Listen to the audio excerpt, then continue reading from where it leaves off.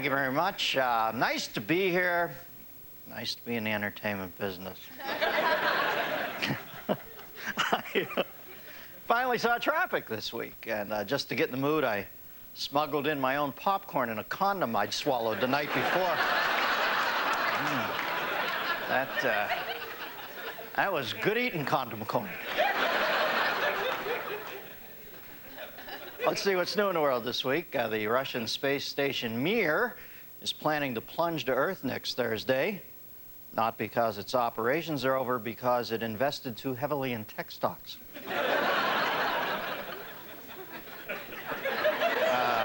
Did you see the market this week? You know, when President Bush promised to close that enormous chasm between the very wealthy and the very poor, I didn't know he meant this.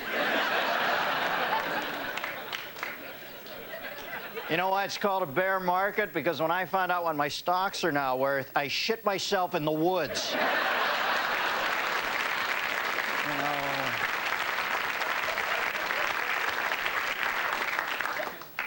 And no one heard it.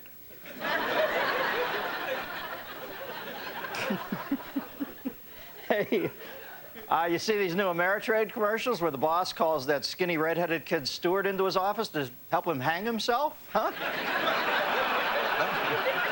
Those are funny. On Tuesday, Russian President Vladimir Putin announced his government's intention to help Iran complete construction of a nuclear power plant. Hey, the Russian technology working on a nuclear reactor in Iran? Sounds good to me. Maybe we can get Saddam Hussein to cut the ribbon. This week, President Bush signed an order forbidding Northwest airline mechanics from going on strike. Thank you, Georgie. I'll feel secure knowing the guy was checking on the landing gear before my flight did so against his fucking will. Yeah, strike intervention. I guess this must all be part of Bush's plan to have the federal government play a smaller role, except for when it's playing a bigger role. Census figures indicate that there are nearly 8 million more women in America than men. Sorry, I didn't know it was going to break out into Sue Faluti's prom. Just brought that up just in case you guys out there who aren't getting laid don't feel badly enough already. And West Virginia said it plans to airdrop 750,000 fish-scented bait blocks filled with the rabies vaccine in order to inoculate the state's raccoon population. Fish-scented dead rabies virus-filled bait blocks. Why is it every time I come up with an idea for a delicious breakfast treat, some smart-ass cracker epidemiologist snatches it right out from under me?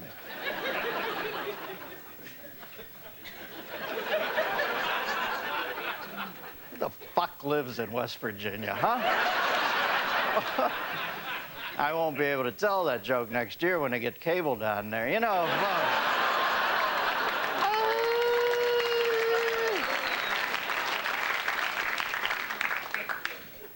Got sucker punched in a parking lot at a Pitt, West Virginia game. Still licking my wounds.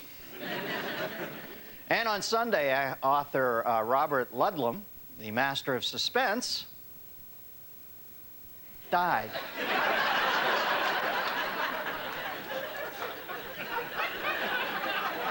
U.S. Department of Energy has cut back on its tours to its underground nuclear waste dump because the dump is approaching full operation. Oh, come on.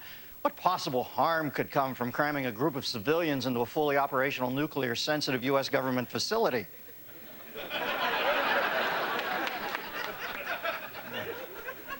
I had to take a fucking class to get a catamaran in Honolulu. And an 8-year-old boy in Iowa this week applied and was approved for a Visa card with a $5,000 limit, and his parents are letting him keep the card. Tune-up on your Razor scooter, $50. Cubic ton of gummy bears, $3,400.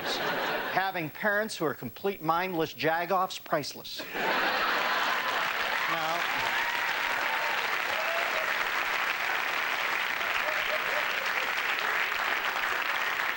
I-O-W-A? I-O-U-A. Just did it for my writers, because it's the worst fucking joke ever.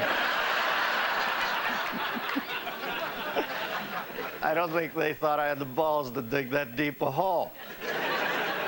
I-O-W-A? I-O-U-A.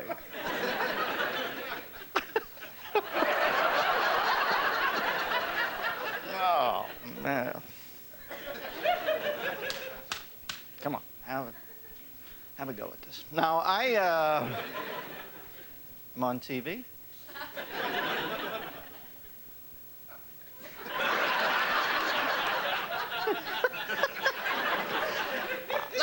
To get off a rant here, but why are Americans so in love with credit? Simple. We're Americans. We want everything. We want it bigger, louder, shinier, faster, and we want it now. Instant gratification is as American as drive-through microwave apple pie. Of course tantric sex was invented in India. Here, we just want to fuck to get it over with so we can go out and buy more shit. You know, this country...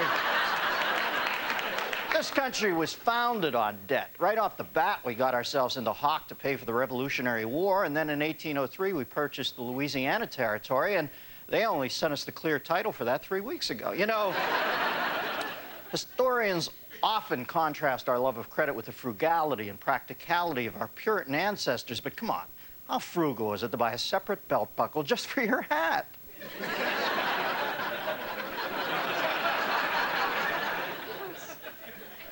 More frugal than it is funny. You know, you can't begin to understand credit until you understand its boozy counterpart, interest.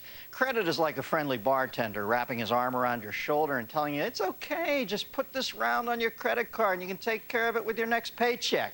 Interest is the surly bouncer who hustles you headfirst out of the warm tavern and face-first into the urine-stained snowbank, all the while mercilessly punching you in the ribs as he methodically goes through your pockets until he gets every last penny that you owe him.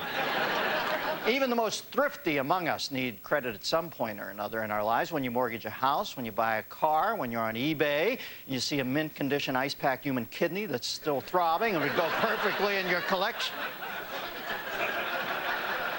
But who would have a collection like that? Clarice. The irony is that responsible people who pay as they go never build up a good credit rating. Without one, you are considered a bad lending risk. Just try applying for a car loan or a mortgage. Trust me, you'll be ignored like the busboy at Hooters. You know... There's a whole generation out there who, between ATM cards and credit cards, don't even know what cash looks like. You take a wad of bills out these days, you might as well be pulling out beaver pelts to pay for that pizza. I've had cashiers take the $20 bill I've given them and write my driver's license number on it. Of course, we'll always need cash for strip clubs. Nobody wants to see a naked chip swipe a card. You know, now...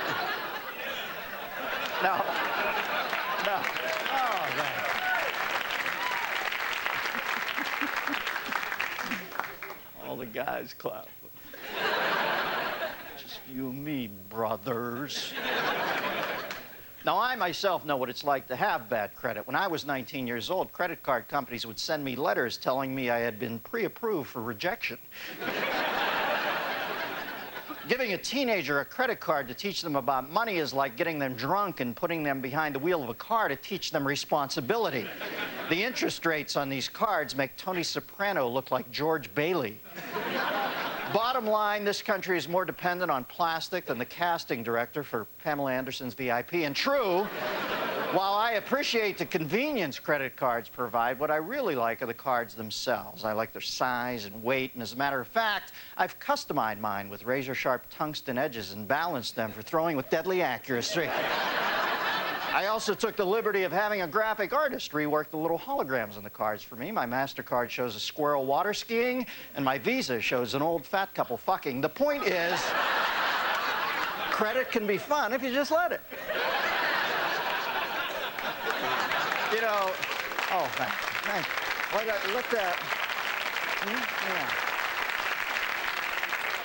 See, you sensed I was like a little girl. I needed that right then. I was feeling a little vulnerable. They really like me, and you let that kind of half-ass applause wash over me. And now I'm borderline bulimic. You know, if I have one bone to pick with credit card companies, it's that they make the place where you're supposed to put your signature on the back of the card way too small. And nobody ever checks the signature on the card anyway. When they do, it's just for show. They're not really checking it. I know because as an experiment on my most recent card, instead of signing it, I wrote, "Just ring it up, shithead." And so far, not a peep.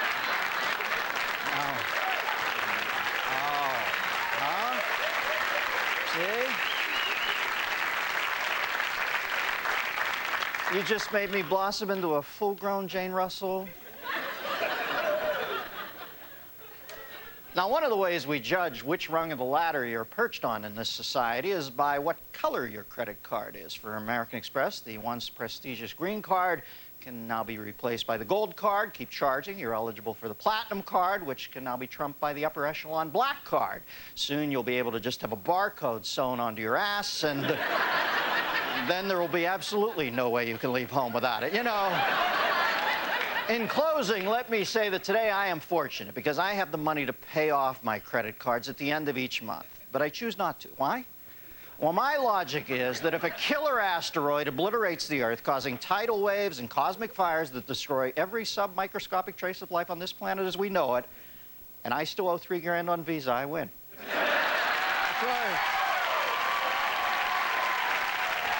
course, that's just my opinion. I could be wrong.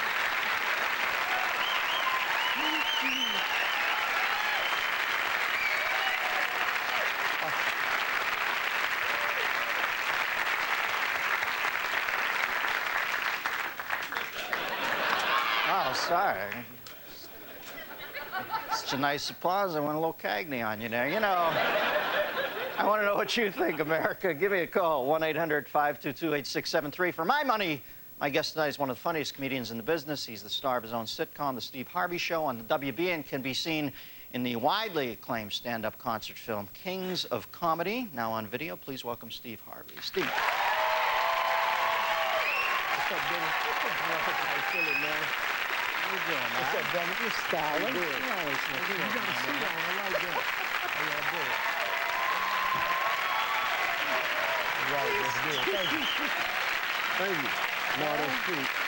Thank you. And I got to tell you, man, I've never met you, but I always admire your sense of style. Every time I see you, and I don't mean just your clothes. I like the way you handle yourself. You're always, man, I appreciate that. Smooth, and I've seen you on Regis and Kathy Lee, which is often a train wreck when I watch it. But every time you're on, you just kind of handle it. I can deal with them. I know I know how to handle all types of people. I know you got that cause like on Wonderfulness sort of vibe about you, man. Yeah, I'm super cool. I was out here, I was listening to you rant, man, about the little boy that's 8 years old, got the $5,000 credit card. Unbelievable. You didn't care for that, huh? Gotta be kidding me. I had a credit card when I was 8 with a $5,000 limit on it. My parents would have been walking me around the neighborhood like I was a goddamn king. We had people visiting our house ain't never been over before. We'd had councilmen coming by. We've come to see the boy. You gotta be crazy. $5,000. Like three magi following you on the star, coming to the stable. You tell me, I'd have been escorted to school by 4 armed Shiite Muslims. I'd have been there. I'd have been there. Oh, $5,000? Oh. Well, obviously, you've made a nice living for yourself. That movie made a shit. That movie was great too, man. You and Louis Anderson, great stylists. I admire your work. No, I'm not comparing you. I'm saying I always thought Louis was a great stylist on stage. I like the way you handle yourself on stage. Appreciate it. But in between, we've all been in debt. Do you have any particular memories of earlier in life when you hadn't quite made it yet? Oh, yeah. I just came out recently. Out of debt? Of debt. After a long hike. Well, as soon as I said that, everything in me just trembled. Well, shockingly enough, it did for me, too. Now, Yeah, no, man, I've been out of debt for some time now, but boy, it was painful, man. I stated the first It's amazing the way they do. They give you this credit. I first got credit in college. Why would you? That's the most ignorant thing I've ever heard. Why would you give a dude credit that ain't working? I got my first credit card was at a department store, and I knew nothing of credit. The limit was $1,500. I thought that meant that's how much you could spend every time you went in there. That was, you could just run it up to $1,500 that day, and that was it. I swear to you, that's what I thought. So the first day in there, I went in there about 6 different times the first day, and ran my thing right up to like $1,479. I thought I'd hold a little bit in case that evening if I needed something else. But I had every intent of coming tomorrow for that other $1,500. Yeah. You saw 1492 more than Columbus did at that point. Now, when did they shit hammer you? That's the second foot that falls in the credit scenario. They kind of let you in the door. They give you the card. It's all shiny. It's new. It's got the little dove flying on the hologram. Next thing you know, you're getting calls in the middle of the night from collectors. You ever been haunted by collectors? Oh, but see, you got to understand now. See, I'm a stand-up. I have skills. You calling my house ain't gonna work out for you. Because after you get so many calls, I develop routines. You know, because they ask you the same 2 questions whenever they call. They go to the one they always ask you when you're somebody, Mr. Harvey, when can we expect payment? Well, hell, you can always expect it.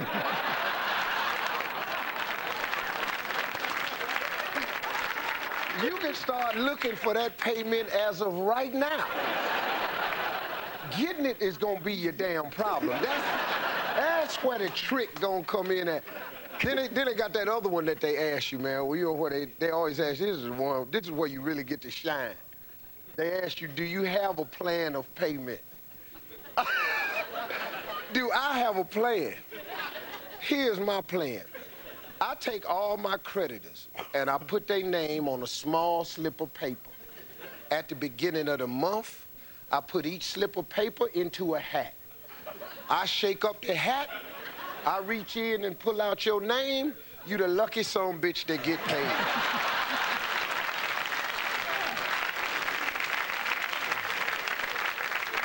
Now, if you keep calling here, your name ain't going in the hat.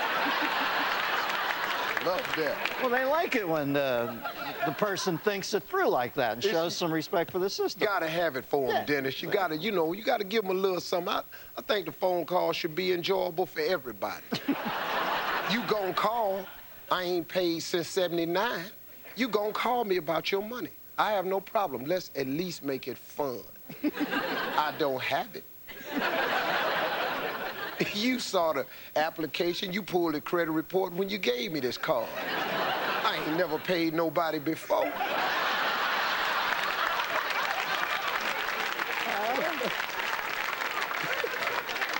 Now, see, that's what I meant when I said cause on wonderfulness. You have those nice rhythms where you can score big anticipatory laughs. So you set the table and they know you're just going to come across with that sly ending, man. Keep doing it. I think just keep it up. We got a phone call for you. We got line 1, Matt from Yonkers, New York. Matt? Hey, is America's love of credit becoming more a convenience or a dependency? Have I been sworn in here, Matt? Come on, it's a comedy show. This is the most serious guy. You okay over there? Neighbor's dog isn't talking to you, is he?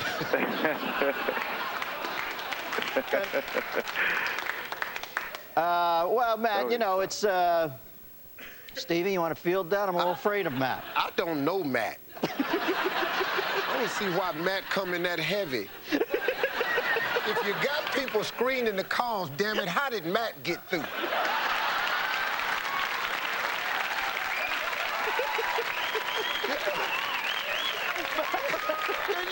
Matt is at the house. Matt was shaky. All right, Matt, good rapping at you. Have you ever had a credit card declined? You ever been out with a woman and had a credit card declined? No, I done had it bit bigger than decline. I've had the guy actually cut it up in front of me. You know what that's like, dog? You messing with a brother that's just, you can't cut that card. You might just give it back to me, tell me I can't have it. But this little twerpy little dude, too, you know, one of them little soft little, he in the makeup counter.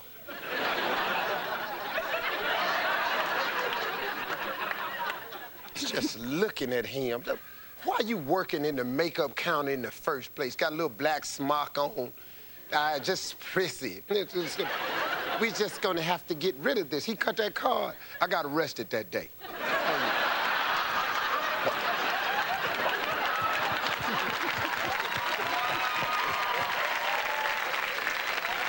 Yeah. That was one of the few times, actually. All right, now, Stevie, what you got coming up? Tell me, man. Your show just went past its 100th, didn't it, or something? Did I see an ad? Yeah, we're taping right now the 123rd episode. 123rd. That's syndication. Huh? You're a funny man. Stevie Harvey, ladies and gentlemen. Stick there, Steve.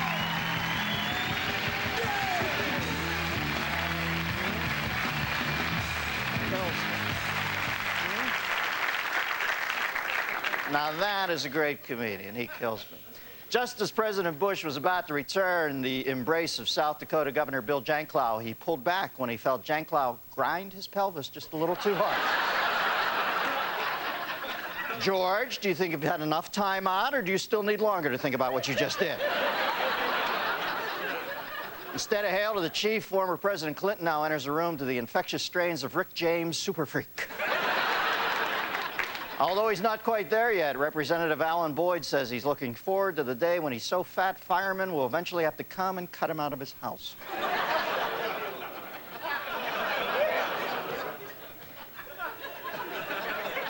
Got a big Al Boyd contingent here tonight. Those attending the budget meeting didn't quite get Tom Daschle's point when the Democratic senator kept comparing proposed tax cuts to holding a very tall man's balls. You're back. If I had said a very fat man's balls.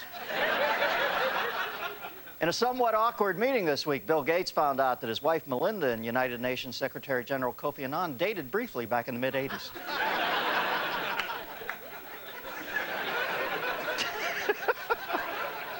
Every once in a while, Marvin would look over at the German foreign minister and blurt out, "I want his brain!" Back off, not while I'm on the treadmill, please.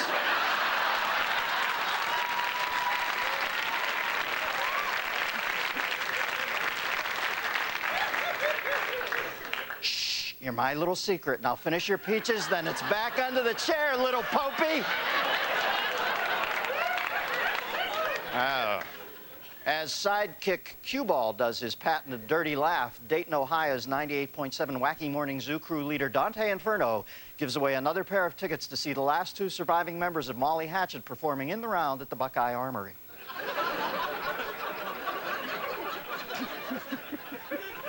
Palestinian leader Yasser Arafat is always surprised when halfway into a long speech he puts his glasses on only to see that everyone left hours ago.